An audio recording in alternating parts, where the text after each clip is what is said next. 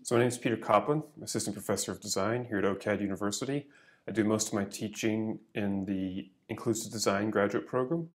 And what I've been working on here, research-wise, is research at the intersection of design and cognitive science. So in the world of data analytics and information visualization, one of the things that is often said is that it's more, or it's effective because it recruits this massively parallel processing capability of the visual cortex. Previously in my research, but how it's been modifying now, is it's trying to understand how we can distinguish pictures, diagrams, and text in terms of how we process them differently. We've been applying this in two ways, just sort of two projects that are part of a larger project, but they are both developing some underlying principles at the intersection. And one is focused on applying principles of caricature to blood flow visualization. I'm doing this with Dr. David Steinman at the University of Toronto. And in that work, so when you decide whether or not you're going to operate to remove an aneurysm, okay, in someone's brain, sometimes it's better to leave it in, sometimes it's better because maybe it won't rupture, or sometimes you need to go in. And each decision introduces risk, and so visualization of these blood vessels, the turbulent blood flow or the blood flow in these blood vessels, it would be an important capability in order to make better decisions. And so what we've been doing is we've been applying principles of caricature that are from the art and illustration domain, like caricature, like if you had like a caricature of a world leader like Prime Minister Harper or Nixon through the caricature, right? Because it's like the unique features of that person amplified, right? And so we've been applying that concept to blood flow visualization. And these are usually represented as animations. And so we've been also developing ways so you can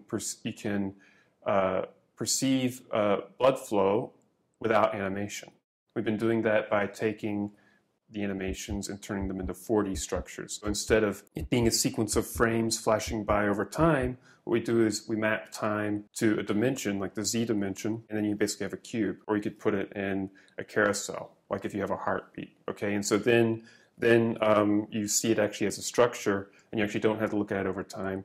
You can see interconnections between different elements. For our work with blood flow visualization, we're working with this special effects company, which is just up the street. It's called Side Effects Software, and they developed this package called Houdini, like an interface between the people who write algorithms, so they've produced a tool, and then people who need to use it to make great special effects for movies. We've been using it for the blood flow visualization project, and we've actually been using it working with some of Rick Wild's data, turning video into these 4D structures. We've been doing that with Houdini as well.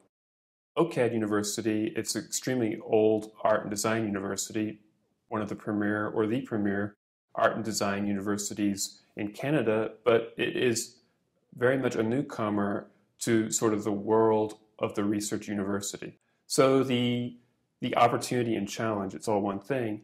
The opportunity is we can bring like a scientific understanding to various practices that were previously thought of as a craft. So at a major research university, especially in a field like human-computer interaction, there are standard practices for how you mix teaching and research. There are standard practices for how you mix advising with teaching with your research, right? Whereas maybe in like a pure art domain, there's a complete separation between the student's research or practice, and then the professor or the advisor or the professor's research and practice.